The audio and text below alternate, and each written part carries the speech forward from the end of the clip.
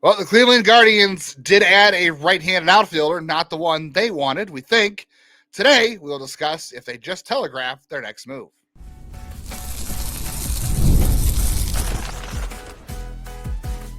You are Locked On Guardians, your daily podcast on the Cleveland Guardians. Part of the Locked On Podcast Network, your team every day. Hello, Guardians fans. Welcome on into another episode of Locked On Guardians, or if you're not a Guardians fan, welcome on in anyway.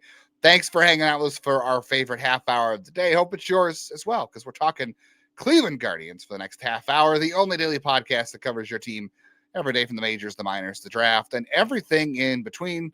Part of the Locked On Podcast Network, your team every day, now the number one sports podcast network. If you're new here, I'm Justin Lada. If you're not new here, you do know my name, but I am also one of the two co-hosts of the show for the last 3 years and counting. My friend and coach, Jeff Ellis, and I spent 18 years covering the Guardians minor league system as a prospect writer and editor. As I mentioned, I'm Jeff Ellis. I've been here since Locked On expanded into baseball almost 7 years ago. Before that, I was a national writer at Scout in 24/7, focused on prospects in the draft. So I want to thank you for making today's episode your first listen today and every day, wherever it is you get podcasts, as well as a big shout out to all of our everydayers out there joining us through thick and thin, through rumors and random junk on the internet, as well as actual news. Yes, we'll talk about all of that today, random junk and news. We'll get into the strategy of roster management, why the Guardians would DFA a player they just picked up in a trade. We'll talk about the Stuart Fairchild signing, some signings the Guardians didn't make, and other free agent signings the Guardians did not make, but what they might do next. Today's episode is brought to you by FanDuel. If you want to be right in the middle of the action all season long, head over to FanDuel.com and place your NFL live bets all season long. So we saw last week that Lane Thomas went to the Royals for $5.5 million, and the Guardians did have interest in bringing Lane Thomas back, and reportedly the money was not an issue. And I don't think it would have been. I think $5.5 million for 1 year is more than reasonable for Lane Thomas. Now, did I think that he would get a little bit less than that? Yes, I was thinking maybe like $2-3 million. So maybe that's a little bit off, but because I think I barely played last year when he did. I thought he was going to get it. I always thought he was going to get that amount. I always thought he was going to get, I was thinking somewhere between 4 to 6 was honestly my thought, with incentives to get him up to what he earned last year. I thought it was going to be like kind of like Grady Sizemore-esque. Remember when Sizemore? That was kind of my thought process, was the Grady Sizemore of it. Yeah, so I don't think money was an issue for Cleveland here. I think they would have been comfortable. Obviously, they were interested. I think they were comfortable in that range. The reason that Lane Thomas chose Kansas City instead of Cleveland, I don't know if money was all things equal, but I do know that playing time was definitely an issue here. It sounded like he's going to have a better chance to play every day in Kansas City, which is what he wanted, which makes sense because, next year Lane Thomas can go back on the free agent market and hopefully have the year that he was hoping to have this year. Maybe the plantar fasciitis is healed, and the other stuff that he went through last season, obviously was like the wrist injury was a fluke because it was a hit by pitch at the home opener, and it was obviously freezing cold. He'll be 31. He's 30. This will be his age 30 season, so he could go back on the market at age 31. So he could still, relatively. Sorry, it's $5.25 million, not 5.5, or a quarter of $1 million off there, or a quarter of 100, whatever it is. Forget math, forget money. Either way, I think it makes sense for him to want to go back on the market next year. And I think it makes sense for Cleveland not to want to guarantee 500 at bats for Lane Thomas. Because I said it before, I just didn't want Lane Thomas back in general because I didn't like the idea of a guy who just came off a very injury prone season to pair with Chase DeLauter or George Valera in the outfield, guys who are both, also made of glass. I don't think that's a great way to go about the season. So I have no issues, again, skipping on this, but a lot of people are interpreting this as, well, the Guardians are looking for a right-handed hitting outfielder. And I do tend to agree with that, but I also wouldn't make the jump. Like, I think they're just in general going to be looking to acquire some sort of hitter for this lineup, I think it's very clearly, if they're going to do it, it's going to be a 1-year deal for anybody. Or even in a trade. I don't know if they could guarantee everyday at bats to this person anyway.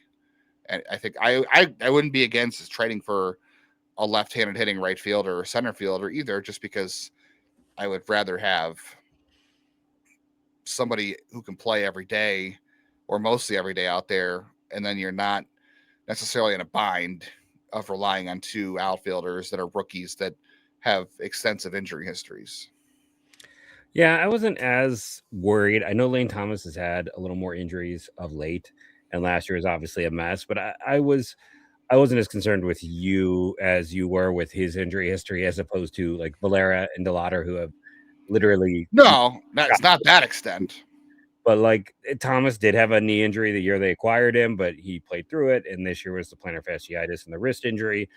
So there's a degree of freak with it. Like you can treat plantar fasciitis and have it go away. It needs rest. It needs rest.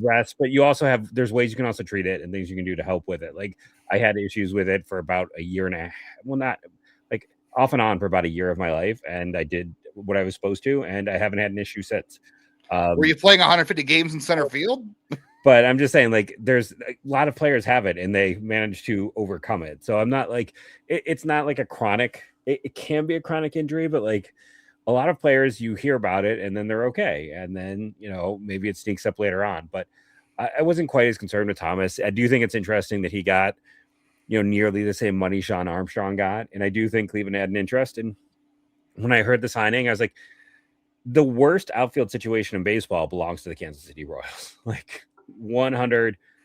Kyle Isabel is a great defender in center field, but he cannot hit to save his soul. Jack Caglione just had one of the worst debuts I've ever seen in terms of hitting numbers. He was really, really bad. They don't have anyone out there. You know, they tried Jonathan India, I believe, at points. I could be wrong. That's top of my head. Watch me be wrong, but I think they tried him, and he had a terrible year. I don't have to look it up. I am willing to say right now, if I did look it up, that they had the worst outfield production in all of baseball last year. Because while Cleveland was bad, we still have Kwan, who was at least league average at the end of the day. Kansas City didn't have anyone approaching league average. It was a bad outfield situation. They went out and traded for Isaac Collins, who, you know, I talked about on previous shows. I will say he's another line drive guy, though. So maybe, you know, he hits enough line drives to make his profile work. But, you know, for them, adding Collins, adding Thomas, you have to give Cags more opportunities. You know, like they've at least set themselves up with, you're hoping one of those guys connects, and then it's an improvement for them. But that, you know, it's just easy. It makes sense for him to go to Kansas City because there's nothing to block him there. That outfield situation is the worst in baseball. By the way, you were 100% right. The Royals as a team had 39 home runs as an outfield last year. That was 29th in baseball. Cleveland, by extension, hit 57, which was 23rd. The Royals had the worst WRC plus in the outfield at 70. Cleveland was 79. And Kansas City was one of two teams last year that had a negative WAR from their outfield. The other one was Colorado. And Kansas City actually had a worse F4 than Colorado as an outfield. Yeah, there's nothing redeeming. Like it's one of those few positions of baseball last year where it's like Kansas City Royals outfield had no redeeming value. I mean, Kyle Isabel's a solid defender. That's about the best thing I could say is Kyle Isabel's defense in center field was the best trait they had a year ago in center field. And that really held them back in spite of like some nice pitching breakouts. And I know they also had health issues, but like, man, like they have just struggled and they keep throwing guys like Jonathan India and Hunter Renfroe out there and they're just not getting much. So they're going to keep going to mercenaries. So far it hasn't worked out, but you know, I got to do some more research. One of the guys I'm kind of intrigued by is someone who was just cut, which is not what everyone wants to hear. But Justin Henry Malloy is someone who I'd kind of be somewhat intrigued by based on 2 years ago's data where he was a bit of a masher. Again, this is just me literally just coming across his name today. I haven't done enough research. I'm not saying 100%. I would still rather have Rob Refsnyder. I would still rather go out and trade for, you know, if Seiya Suzuki would agree to come here, so that's the guy who's you know, if they're going for Taylor Ward, that's another 1 year guy. I would like to see a more proven hitter, but that's still, but I, you know, as much as I want someone like a Suzuki, I feel like we're probably gonna, and Refsnyder's great, but I wish it was more of the everyday and less of Platoon City. Yeah, we'll talk more about the Guardians' interest in an outfielder, what that means coming up next. We'll also talk about the outfielder they did add, Stuart Fairchild, on a minor league deal. We'll tell you what you need to know about him and some other signings the Guardians did not make coming up next. NFL Sundays can move very fast. And we know one big play, suddenly everything in the game feels different. That is what makes live betting on FanDuel so exciting. You're not just watching the game, you're reacting to it in real time. You're part of the game. With FanDuel, you can place bets as the action unfolds. Every drive, every momentum swing, every highlight moment. And it's more fun when the game starts to shift, right? The receiver gets hot. The running back is starting to find his rhythm. The defense creates a big turnover, all that kind of stuff. Browns, they actually covered against the Bills on Sunday. Shocking, right? So that was probably a loss for most of you, or would have been for me. The Cavs are back in action tonight. They are giving up 9.5 for the Hornets, even though the Hornets beat them last time. Things are not going well for the Cavs. Guardians, they stay plus 1,300 to win the American League. I guess Stuart Fairchild isn't doing it for their line quite yet.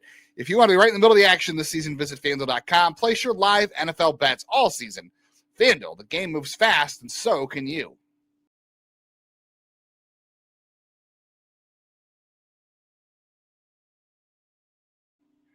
Like to thank you for hanging out with us here on Locked On Guardians, being part of your everyday routine, making us your first listen, and making Locked On the #1 sports podcast network. You are living your team every day. That's why you're here. Take it up a level and go ad-free. Join the Everydayer Club. Get Locked On Guardians with no interruptions, members-only Discord access, and more for $5 a month or $50 a year. Go to LockedOnGuardians.supercast.com or check the link in the show notes to learn more. So I do think, getting back to the outfield debate, like, yes, I would like Suzuki too, even though he's a DH, probably not really an outfielder. I would like that too. I would like to bring somebody in who's proven to play every day, because I know a lot of people want to see George Valera, and I'm not saying this because I'm against the guy personally. I like his perseverance. I like his story. I like his swagger. I'm very skeptical on the data, the performance, how it's going to translate, and the fact that he's got injury issues and is a platoon bat. I would rather have Chase DeLauter in right field, have somebody else play center, and then also have a platoon to go with Chase DeLauter. Not necessarily a platoon, but I would like to have a right-handed hitter, where you can give DeLauter some days off just because of the injury management. I'd rather, I don't want, and he's got a weird swing. Like, let's be honest too. Like, we've been kind of so focused on the health, we haven't even talked about his swing, which is not conducive to hitting lefties at all. Yeah, at the moment, I'm not really as focused on the swing anymore, because I think we've seen that it's the same thing as some of the weird StatCast data, right? Like the launch angle sweet spot. Like, does it necessarily have predictive value or a lot of value? No, but there are Quans and other guys who make that single category work. Like, there are unicorns. His swing. Well, Quan is actually a very similar, like, his profiles. There's dozens of guys who are exactly like Quan. Maybe not to the degree he is, but that's one thing we know. Like, some guys can make that work, but not everybody can. So DeLauter could be the same case too. So I mean, I do agree with you. Like, you're betting on a unicorn. I'm not betting on a unicorn. I think there's reasons to be skeptical about the swing, but the thing is, I can't ignore the fact that he's produced no matter what at this point. And if I'm going to pick between him and Valera, I'm picking DeLauter all day. No, I agree. I agree. So that's what I'm saying. So I would rather have somebody, though, who can be a partner with him in the outfield so you can keep him healthy. Like, I would love to see Chase DeLauter play 140 games.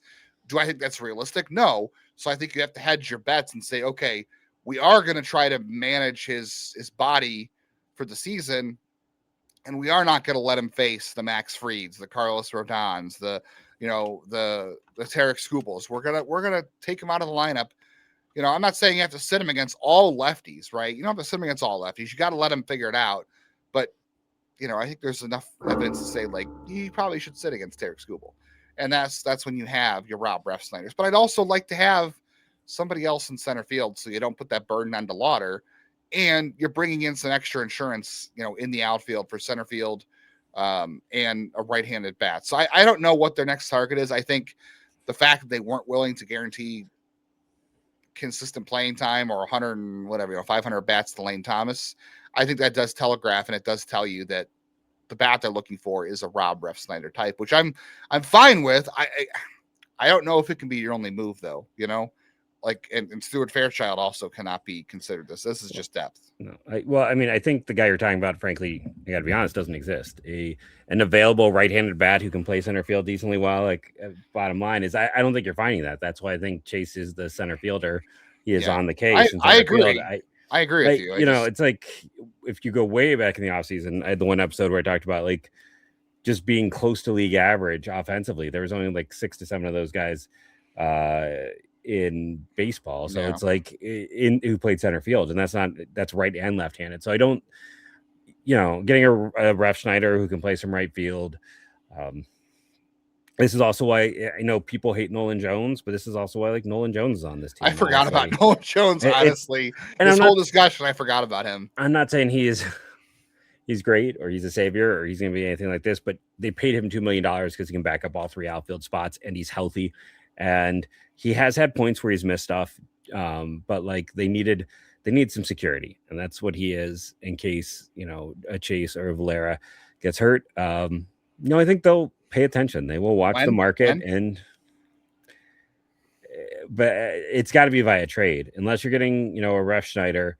It's got to be via trade. There's just not much out there in free agency. There's not, and then they're only going to sign 1-year guys. Like the only contract you're going to give anybody is 1 year. Let's be honest. That's where they are. Let's talk a little about Stuart Fairchild real quickly. So this was the Guardians' most recent signing. He got a minor league deal and a camp invite. He is 29, a former 2nd-round pick. I know, Jeff, you got tons of data on him from college. The real skinny here is it's a guy who plays a great defensive outfield, can play center. He is a right-handed hitting center fielder, so I guess there is that. He runs well, has a great arm. I'm sorry, he doesn't have a great arm. He's got great range.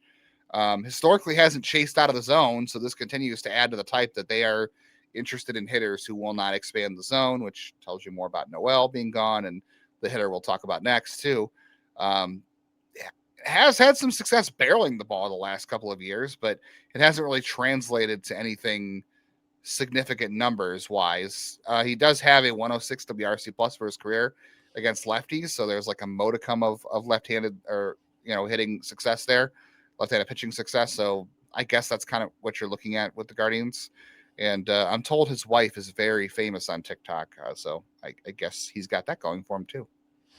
Yeah, I gotta be honest. I was probably the high guy on Fairchild coming out of Wake.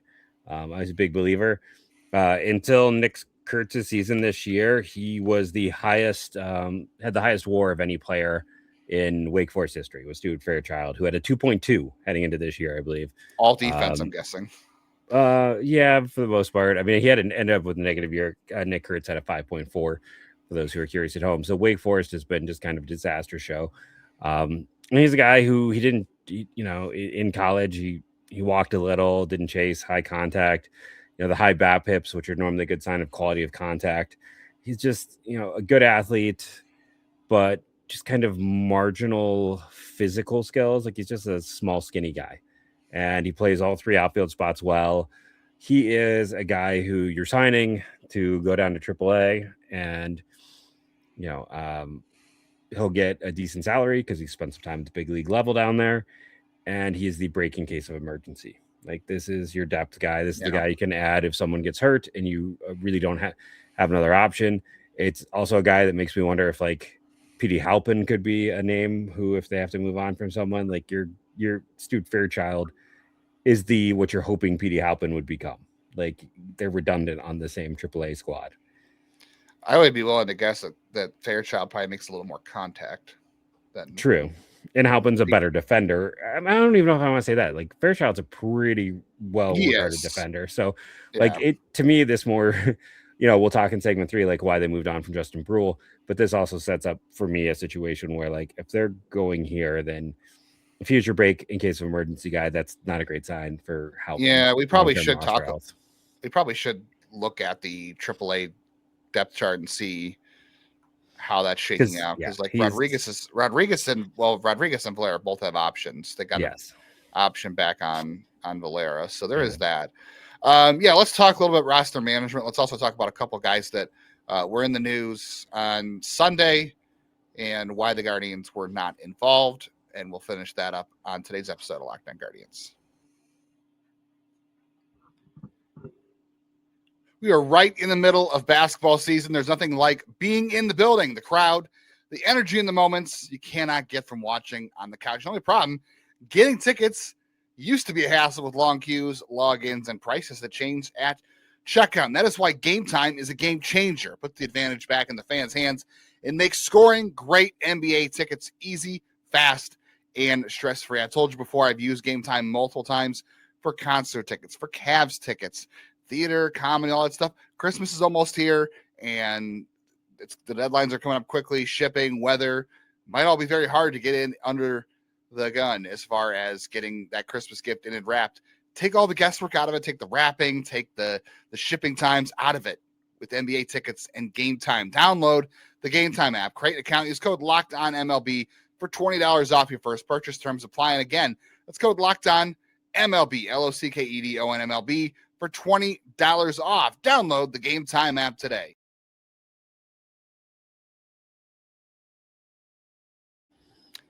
Hey, make sure you're keeping up with Locked On Guardians and Guardians news all off season long by hitting the bell on YouTube. You get notified of the latest episode of Locked On Guardians, as well as reaction videos to every significant off-season move, news, and then auto download on all your favorite audio platforms, so you can take us with you wherever you go, the gym, walking your dog, going for that morning walk, whatever you're doing, buying some Christmas gifts. We can hang out with you and talk Guardians baseball because we're free everywhere. And even when you're behind on an episode because it's the holidays, if you auto download, you'll always have it right in your feed. All right, so there's two. Before we get to the roster management, Jeff, I think we probably should address the two moves that got made on Sunday. So the White Sox signed big name Munataka Murakami from Japan to a 2-year, $34 million deal. And essentially the reason he was given at 25 years old, such a short, normally a 25-year-old with his kind of power on the free agent market is getting, a contract somewhere in the $100 million range, 5, 6, 7 years. The reason Murakami is essentially getting a 2-year, $34 million from one of the worst teams in baseball is because they were the only team willing to gamble on him at that, to let him out of his contract after 2 years. Because he's essentially betting on himself right here, because the other teams didn't want to give him longer contracts or as much money because they're concerned about the swing and miss. And he's not a second baseman. He's not really, I don't know. I can't say he's not a third baseman. I can tell you, I don't think he's a second baseman. I don't know about third base, but he might be a first base DH for the White Sox. And admittedly, there's a lot of power there. I enjoyed watching him in the World Baseball Classic a couple of years ago. He's a fun player. But this is a guy with a lot of swing and miss concerns in a league that's it's easier to hit in, I should say, than it is Major League Baseball. So bringing that over here is going to be risky. I think it's a great move for the White Sox, where they're at. Like if he breaks out, then he looks great. And I don't know if they can sign him long-term or not, but I guess if they don't think they can flip him. And for him, if it works out, he's betting on himself, goes back onto the market at age 27. Great. Not a fit for Cleveland. And, the approach is I would say I can't say for sure it's Noel-esque, but it might be. It's close. It's a really bad approach. Like the average fastball in Japan is about 3 miles an hour slower, and the average like swing and miss is I believe 25%, and he's was 37 in Japan. His swing and miss on breaking balls was nearly 50% in Japan. Again, I'm gonna say that on breaking balls, 50% in Japan. Japan is, let's go back to this time a year ago when everyone was like, could Cleveland get Roki Sasaki? And all the talk was on Roki Sasaki. I'm not saying that they're not incredibly talented players who come over here and are great, but you and I started. What? There's an adjustment. Yeah, there's an adjustment, but even like Roki Sasaki, you and I a year ago at this time heard like rumors there was a high velocity of a pedestrian fastball, and he had to work at it. It's like players who are accomplished can come over and do great things. When he hits the ball, he hits the tar out of it. But because I of course, closed out the tweet from Saros that had him, where he ranked. He's for everyone in the comments.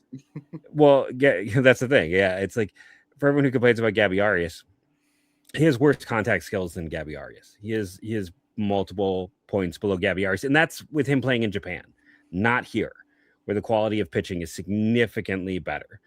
I'll bring up like Drew Rosinski, who was an Ohio State kid, I believe, who like went to Japan and was great and came back. Not everyone who comes over, it works out well for. It's a significantly different amount of pitching he faced, and he could not make good, consistent contact. Everyone was out when they looked at the data, and it's just like over time.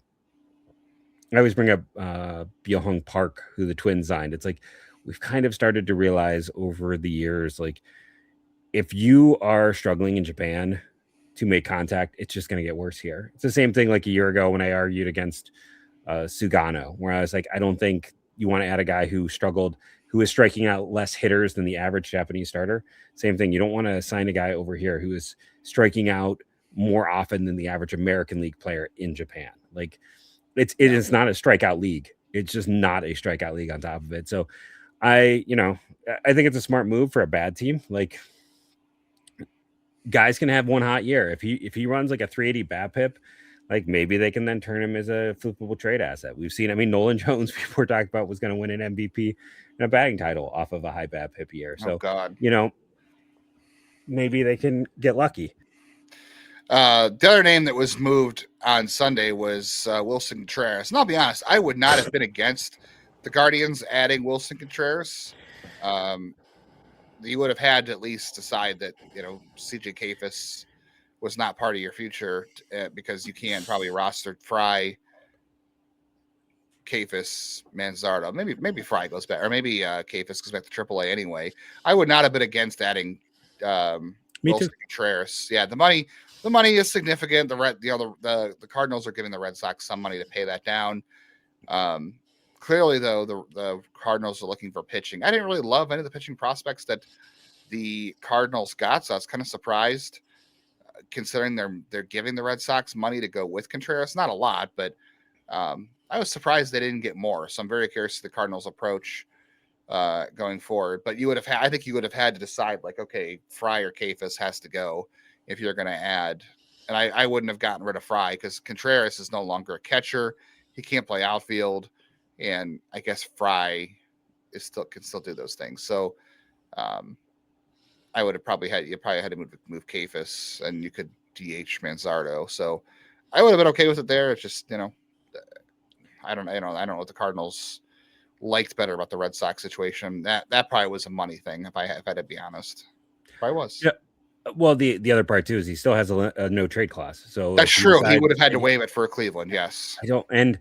I know people don't like to hear it, but again, Cleveland is not for guys. And I know you're going to say Boston's a cold weather climate as well, but it's also a big city. Like there's the draw of the big city for some players. Yeah. This is a guy who was starting in Chicago. So the question is, would he have been willing to come to Cleveland? I think Cleveland could have competed with it. I agree with you. I think, we talk about Mike Petriello on the show. Like he did an article. I don't know if you saw right before he started. I doubt it because it was right before he started, but like how like Wilson Contreras was arguably as valuable last year as Pete Alonso as a right-handed batter because of the defensive value he brought. Like it's not as much power. It's nowhere near as much power, but it's because he was able to compete with both sides of it. So, to me, like 2 years at about, an average of 18 million per year isn't the worst thing, especially because the money that St. Louis was willing to spend got rid of the buyout. And then it also knocked it down to essentially 2 years, 34 million. Yeah. So that's a pretty good deal. For this team in particular, I would have loved to have seen it if Cleveland would have put together, in a similar trade. You never know. I think the most interesting thing personally about Hunter Dobbins was the Hunter Dobbins dad stories that came out this year. But yeah, they really like these fringy Boston pitchers between Dobbins and Fitz. Yeah. The other thing is too, I don't really know. I know people are going to ask what was the equivalent. I don't necessarily know the equivalent. Like, I think really you're talking to put that together. Yeah, if we're talking, because I don't know, they might have liked different prospects from Cleveland. They might have been like, oh, we'll take some hitting prospects, or maybe they like, I don't know, Cal Steven. Like that's my first bet. There is they might have wanted Braylon Doughty because those guys feel very lesser to the Cardinals guys were like, low in the Reds. Well, to be fair, the Red Sox have a deeper system, so there is that too to consider. The other side of that too is with Contreras is that. Oh gosh, I lost my train of thought really good there. I think he's had some, he chases a lot. And we have seen now the chase rate works for Contreras because he hits the living daylights out of the baseball when he makes contact. He's Which one is of those guys that really yeah. makes it work. But we've seen Cleveland get away from the chase rates, but he consistently makes it work. So I wouldn't have been against. Let's talk about roster management before we get out of here. Yes. So there was a lot of commentary about Justin Bruihl being the one cut for Shawn Armstrong, particularly because he had just been acquired and because they sacrificed Jhonkensy Noel for him. Two things. So this is just evidentiary, I think, and just kind of following, because you and I, not that we don't know better than anybody. I think you and I are just follow the Guardians enough to like understand what they're going to do and follow the logic, right? I think that's what we try to do. We try to connect the dots as best we can. So Noel would have been cut if they had not acquired Bruihl. Noel would have been the guy cut for Shawn Armstrong. If they were going to cut him, they made that decision. They probably have a running list or some kind of list they keep that, all right, if we make a move for this position or this guy, this is the next guy on our list, what we're willing to DFA. So if Noel was going to be cut, he was always going to be cut. Didn't matter who it was for. That's not the issue. And then Bruihl, I think we explained this last week when they acquired him. They're hoping he'd be depth. This was never a guy we didn't predict him to be on the open day roster. We thought they would want him to go to AAA. He didn't have options. And as we've explained multiple times in the show too, going back to Tony Lastoria, you always need roster fodder. You always need a guy that you are willing to DFA and not be afraid to lose. And hopefully Bruihl survives the DFA and goes to Columbus and he becomes depth. And if not, that's the risk you take. But that was always going to happen too. Like they acquired him, whether it was today, tomorrow, 2 weeks from now, and they made another move. Bruihl was never going to survive the winter on the 40. That was what he was acquired for, to hopefully pass him through to Columbus. Yep. And we see this a lot. There are guys who get passed through waivers like 6-7 times in an off season, it feels like. So they're just playing the game because they need more left-handed depth. So that's all it is. It's my second time I've done it this episode. So you missed the first one. I know. Hopefully we're just ruining it for everybody at this point. Yeah. But yeah, no, it's just a situation where they saw a chance to add a guy that they're hoping they could then pass through waivers, and we'll see what happens. But yeah, it was bound to happen. Probably won't be the last time it happens this offseason. I would not be surprised. You'll see it other teams too. There's guys that get cut all the time after being acquired. So what was your favorite moment of the Justin Bruihl era? Let us know in the comments. And we'll be back tomorrow. I'll be back tomorrow. We're going to talk about Zip's projections for the Guardians, some over-unders, some surprises. We'll also talk about a new hitting coach in the minors and some interesting comments on his hitting philosophy. So come back tomorrow for that. We'll have an episode today as you're listening Monday. We'll have an episode Tuesday. You'll have an episode Wednesday. And then we will see you again after Christmas. Yep. But not big Christmas yet. Nope. Thank you all for joining us. Remember to rate and review, download daily. It helps. And go Guardians, go.